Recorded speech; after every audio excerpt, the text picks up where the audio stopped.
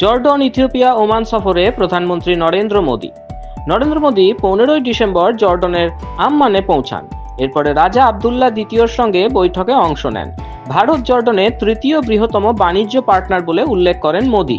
জর্ডনের সঙ্গে দীর্ঘমেয়াদী সম্পর্ক স্থাপন করতে তিনি এসেছেন বলে জানান প্রধানমন্ত্রী। फ्रेंड्स, भारत आज जॉर्डन का तीसरा सबसे बड़ा ट्रेडिंग पार्टनर है। मैं जानता हूं कि बिजनेस की दुनिया में नंबर्स का महत्व होता है, लेकिन यहां हम सिर्फ नंबर्स गिनने नहीं आए, बल्कि हम लॉन्ग टर्म रिलेशनशिप बनाने आए हैं। ভৌগোলিকভাবে জর্ডন খুব গুরুত্বপূর্ণ জায়গায় অবস্থিত। এটি ভারত, মধ্যপ্রাচ্য, ইউরোপের অর্থনৈতিক করিডোরের একটা গুরুত্বপূর্ণ সংযোগস্থল বটে। জর্ডনের মাধ্যমেই ভারতীয় পণ্য বিশ্বের বিভিন্ন দেশে পৌঁছাতে পারে বলে জানান নরেন্দ্র মোদী।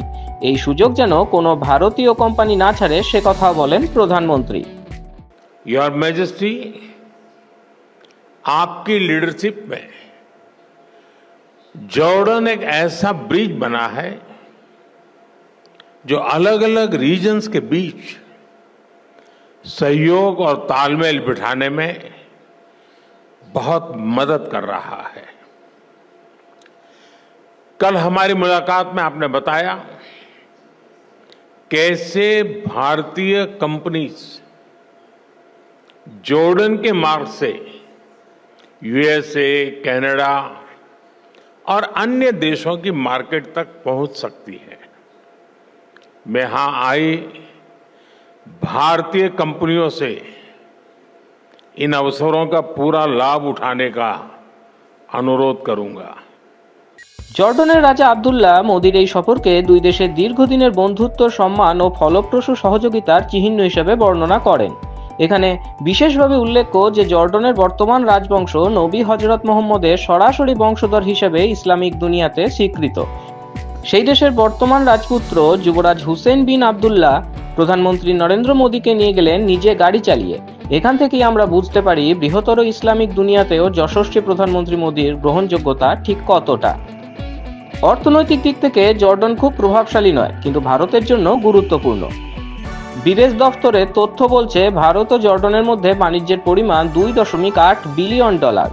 জর্ডন ফসফেট, পটাশের মতো সারজাত পণ্যের বড় সরবরাহকারী। দুই দেশের যৌথ উদ্যোগে গড়ে ওঠা জর্ডন ইন্ডিয়া ফার্টিলাইজার কোম্পানি একটা বড় প্রকল্প। এতে প্রায় $860 মিলিয়ন বিনিয়োগ হয়েছে বলে জানা গিয়েছে। জর্ডনের শিল্পাঞ্চলে ভারতীয় পোশাক সংস্থাগুলিও কাজ করছে। এতে কর্মসংস্থান তৈরি হয়েছে, উৎপাদনও বাড়ছে, যোগাযোগ ব্যবস্থাও উন্নত হয়েছে।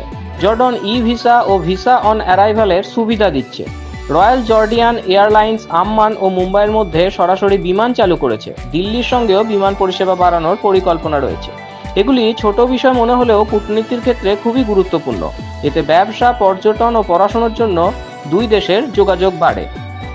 বিদেশ দপ্তর জানিয়েছে নিরাপত্তা ক্ষেত্রেও দুই দেশের সহযোগিতা রয়েছে। 2025 সালের এপ্রিল মাসে পেহেলগামে সন্ত্রাসী হামলার পর জর্ডনের রাজা ভারতের পাশে দাঁড়িয়েছিলেন। ব্যুরো রিপোর্ট, মাধ্যম।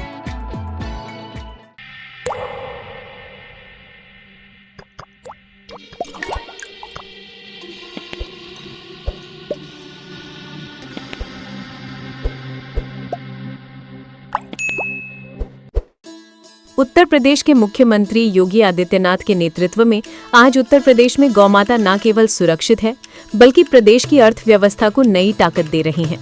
मुख्यमंत्री योगी आदित्यनाथ ने गोवंश संरक्षण को सामाजिक, सांस्कृतिक और आर्थिक क्रांति में बदल दिया।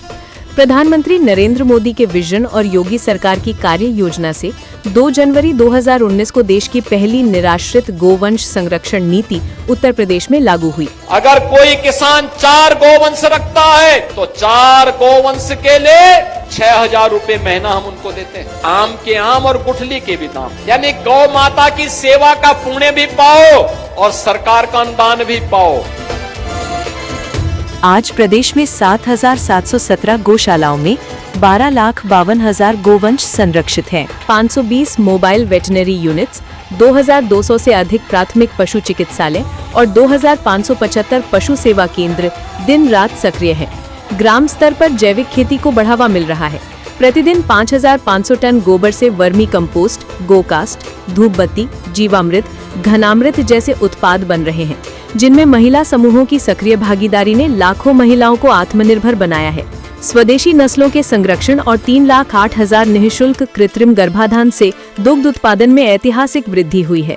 390 लाख मीट्रिक टन का रिकॉर्ड उत्पादन, 1,67,000 करोड़ रुपए के योगदान के साथ गौ आधारित ग्रामीण अर्थव्यवस्था आज उत्तर प्रदेश मॉडल की सफलता का प्रमाण है।